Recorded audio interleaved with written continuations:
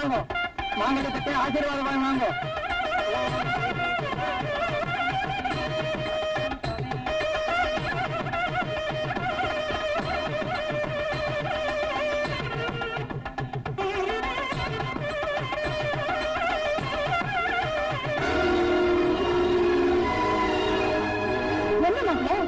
கூட்டத்தோட கூட்டமா உட்கார்ந்து இருக்கீங்க.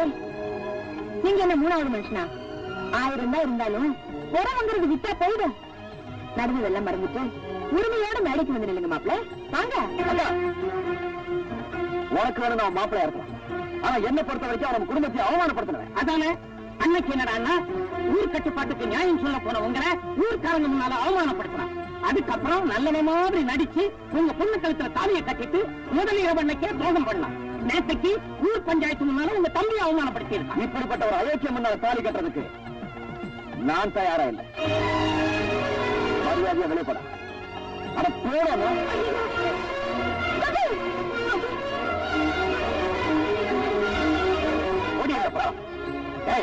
நீ செஞ்ச காரியத்துக்கு பண்ணையரமா நம்மள பழிவானம் நினைச்சிருந்தா நம்மளை எப்பவும் ஊரை விட்டு துரத்திருப்பாங்கடா. அதையெல்லாம் மறந்து உன் தங்கச்சிக்கு தாலி பிச்சை கொடுத்திருக்காங்களே, அதை கெடுக்கிறதுக்காக அங்க வந்த துரோகம் பத்தாதுன்னு உங்க தங்கச்சி வாழ்க்கையை வேற கெடுக்க வந்துட்டீங்களா? இத பாருங்க, ஒண்ணு நீங்க வாழணும், இல்ல மத்தவங்களையாவது வாழ விடணும். இது ரெண்டுமே இல்லாம வாழ நினைக்கிறவங்க மனுஷனே கிடையாது. இப்படி எல்லாம் சொன்னா நீ வெளியே போக மாட்டேன். லட்சுமி, நீயே வந்து வெளியே போக சொல்லு. அண்ணா, ஒரு தங்கச்சி கல்யாணம்னா கூட பிறந்த அண்ணன் சீர்வரிசை செய்வாங்க. இப்ப நான் எதிர்பார்க்கிற சீர்வரிசை தயவு செய்து வெளியே போயிடுனா.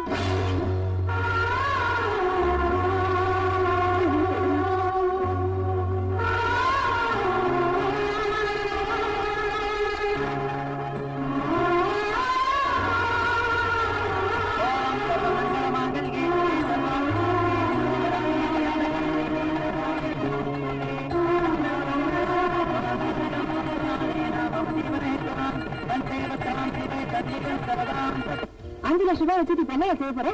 எலக்ஷன் வருது இல்ல, 5 லட்சம் ரூபாய் செலவு பண்ணா நான் மந்திரி ஆயிடுவேன்.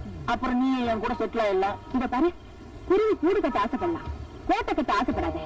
நவனீதா, நீ அஸ்திவாரத்தை பகச்சுக்காத, அப்புறம் கட்டடம் ஆடிடும். இத பாரு, நாளைக்கு வா, உன் கணக்கு கொடுத்துடுறேன். இது அட்வான்ஸ் ஆச்சுக்கிறேன், வரேன். கணக்கு மட்டும் இல்லையா, கதையை முடிச்சிடுறேன். யாரியா நீ? எதுக்காக என் கழுத்தில் சொல்ற? சத்தம் போட்ட கழுத்தை நெரிச்சு கொண்டுடுவேன். மரியாதையா நான் கேட்கிற கேள்விக்கு பதில் சொல்ல. நீ யாரு? அந்த நவநீதம் யாரு? உங்க 2 பேருக்கு என்ன சம்பந்தம்? சொல்லுங்க. நான் தம்பி, அவங்க அக்கா. என்கிட்டயாட கதை விடுற? அக்கா தம்பியா இருந்தா அர்த்தராத்திரியில கோடங்கி மாதிரி வந்து ஏன்டா பணம் வாங்கிட்டு போற? உன்னை இப்படி எல்லாம் கேட்டா பதில் சொல்ல மாட்டேன். நான் உண்மையை சொல்லிடுறேன். என்ன ஒண்ணும் பண்ணிடாத, நான் உண்மையை சொல்லிடுறேன். ஒரு சின்ன விஷயம், நான் குடிச்சாதான் உண்மையெல்லாம் வெளியே வரும். குடிச்சுக்கிட்டுமா? குடி.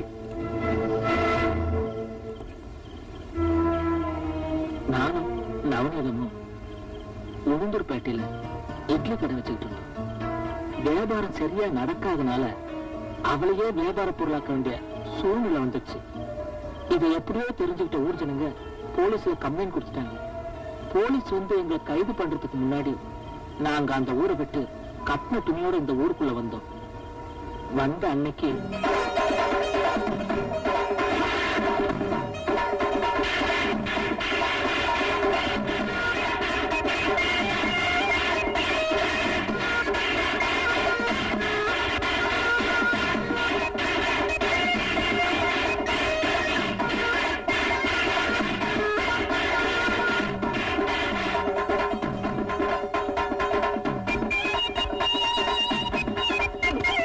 எந்த மாப்பிள்ள ஓடுற? ஏண்டா, நீ காதலிச்ச பொண்ண கைவிடக் கூடாதுன்னு பஞ்சாயத்துல நியாயமான தீர்ப்பு சொன்னதுக்கு அடியால கூட்டிட்டு வந்த நடிக்க வாடா பாக்குற? ஏண்டா, நான் பார்க்க போறந்த படவா ராஸ்கல் என்னதான் சொல்ற? ஐயா, நான் செஞ்ச தப்புதான், என்ன மன்னிச்சிருங்க. எப்படா மன்னிக்கிறது? நாளைக்கு காலையில இவனுக்கும் உனக்கும் கல்யாணம் நடந்த பிறகுதான் மன்னிப்பேன். சரிங்க. என்னம்மா, சரிதானா? வந்த இடத்துல நாம ஒதுங்கிறதுக்கு ஒட்டு திண்ணையாவது கிடைக்காதான்னு நினைச்சோம். ஆனா அரண்மனையே கண்ணுக்கு தெரியுது. கதவை தட்டலாம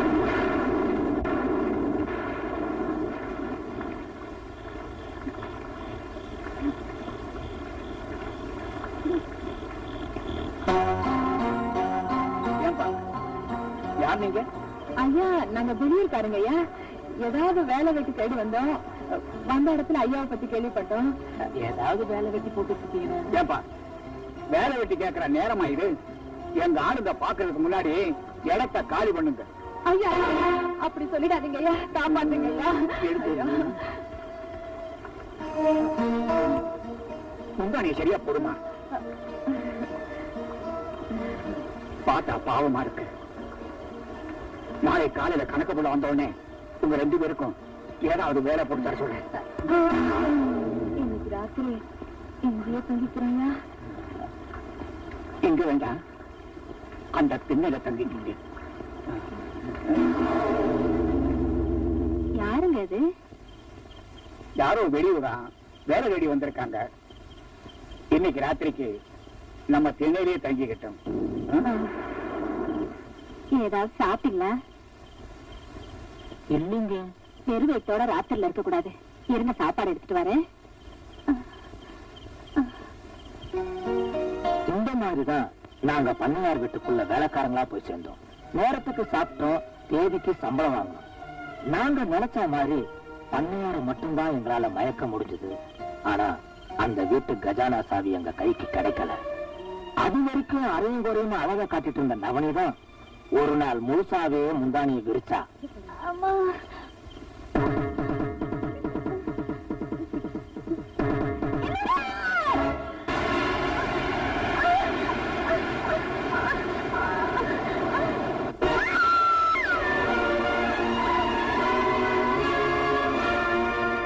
எஜமானியா இருந்த பார்வதி அம்மா வைத்தியக்காரியானா. எடுபடியா இருந்த நவனிதான் எஜமானியானா. தன்னாலதான் தான் பொண்டாட்டி பைத்தியம் ஆனாங்கிறத நினைச்சு குடிக்க ஆரம்பிச்ச பண்ணையார 4-5 ரவுடிங்களை வச்சு தனி அறையில அடைச்சு வச்சோம். குழந்தை பேர்ல இருந்ததுனாலையும் இங்க நடக்கிற எந்த உண்மையும் ராதாவுக்கு தெரியக்கூடாதுங்கிறதுக்காகவும் ராதாவை சாகடிக்காம வெளியூருக்கு அனுப்பி படிக்க வச்சோம். நவனி பண்ணையார் ராஜதுரோட வப்பாட்டிங்கிறது தெரிஞ்சும் அவன் இந்த ஊர் ஜனங்களுக்கு நல்லது செய்யற மாதிரி நடிச்சதுனால அவளை இந்த ஊர் ஜனங்க பண்ணையார் அம்மாவா ஏத்துக்கிட்டாங்க. அதே ஊர்க்காரங்க என்ன சந்தேகப்பட ஆரம்பிச்சாங்க. அதனால நான் வெளியூருக்கு போயிட்டேன். என் இடத்துக்கு நவனத்தோட தம்பி தங்கராசுவை வர வச்சேன். எனக்கு எப்பெல்லாம் பணம் தேவைப்படுதோ அப்பெல்லாம் நான் இதே மாதிரி வந்து பணம் வாங்கிட்டு போவேன். நடந்த உண்மையெல்லாம் உங்ககிட்ட சொல்லிட்டேன். தயவு செஞ்சு என்ன மன்னிச்சு விட்டு இனி நான் இந்த ஊர் பக்கமே வரமாட்டேன். அவ்வளவு சுலபமா நான் ஒண்ணு விட மாட்டேன். சாமி இல்லாத கோயில வேணாலும் நம்பல, ஆனா சாட்சி இல்லாம குற்றவாளியை நிரூபிக்க முடியாது. உன்னை வச்சுதான் அந்த நவநீதத்துக்கு சாவமணி அடிக்க போற. நாளைக்கு விடுறப்போ அவ யாருங்கிறது இந்த ஊருக்கே தெரியப்படுத்துற.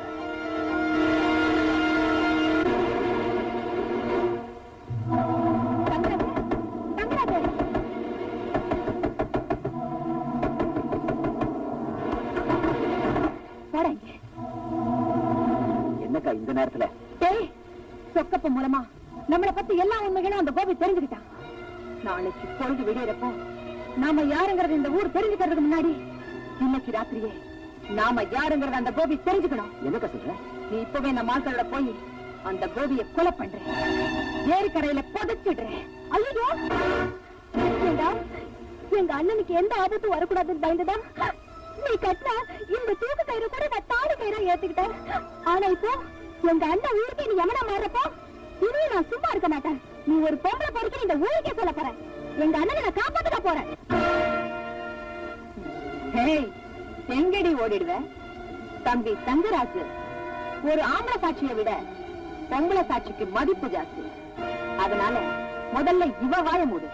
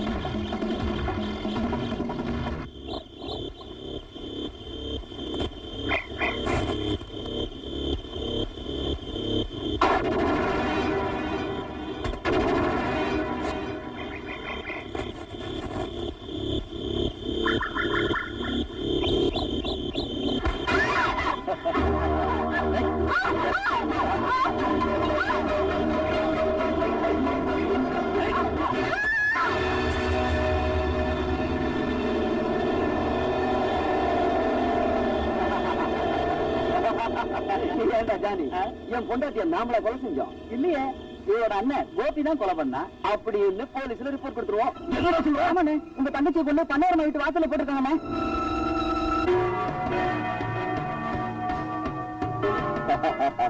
பாப்பா தங்கராசு, நல்ல நேரத்துல வந்தீங்க, சீக்கிரம் கட்ட வச்சுக்கோங்க. நாங்க ஒன்ன காப்பாத்த வரல, எங்களை காப்பாத்திக்க வந்தோம். அட பாதிங்களா, என்னடா சொல்றீங்க? உன்னை கொலை செய்ய வந்திருக்கோம். தங்கராசு, இன்னைக்கு நீங்க நல்லா இருக்கீங்கன்னா அதுக்கு காரணமே நான் தானடா. நாங்க நிரந்தரமா நல்லா இருக்கணும்னா எங்களை காட்டி கொடுத்த நீ உயிரோட இருக்க கூடாதுரா.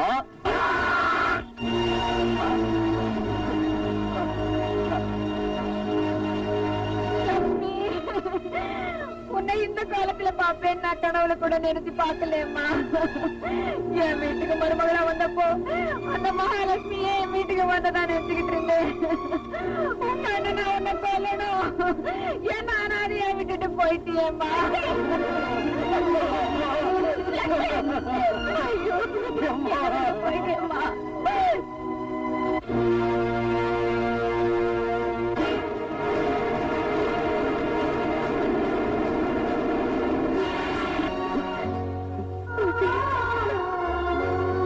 லட்சுமி, லட்சுமி, லட்சுமி, ஏமா இப்படி படுத்திருக்க? ஏமா இப்படி படுத்திருக்க? ஒண்ணுமா, ஒண்ணு வந்திருக்க பாருமா. லட்சுமிக்கு என்ன ஆச்சுமா? லட்சுமி, உன்னால பார்க்க முடியாதுல்ல? உன்னை கொன்னுட்டாங்களா? உன்னை கொன்னுட்டாங்களாமா? என்கிட்ட இருந்து பிரிச்சுட்டாங்களா? யாருமா என் தங்கச்சி என்கிட்ட இருந்து பிரிச்சது? யாருமா என் தங்கச்சி என்கிட்ட இருந்து பிரிச்சது?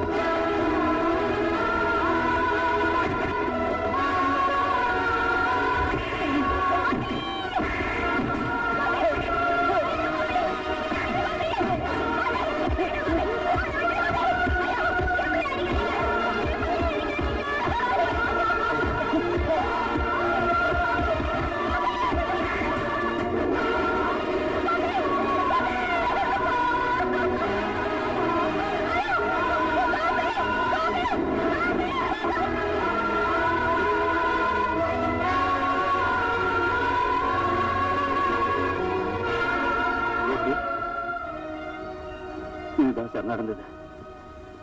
இனிமே இந்த உலகம் என்ன நல்லவான்னு சொல்லணுங்கிற அவசியம் எனக்கு இல்ல சார். எனக்கு வாழணுங்கிற ஆசை கூட இல்ல சார். ஆனா ஒண்ணு, என் தங்கச்சியோட வாழ்க்கையை சீரழிச்சு சித்திரவதை பண்ண அந்த கொலைகாரங்களை நான் சும்மா விட மாட்டேன். பழி வாங்கியே தீருவேன். 100 குற்றவாளிகள் தப்பிச்சாலும் ஒரு நிரபராதி தண்டிக்கப்படக்கூடாதுங்கிறதா சட்டத்தோட தர்மம். இப்ப நான் சொல்றேன், என் உத்தியோகமே போனாலும் பரவாயில்ல, உனக்கு நான் உதவி செய்யறதா முடிவு பண்ணிட்டேன்.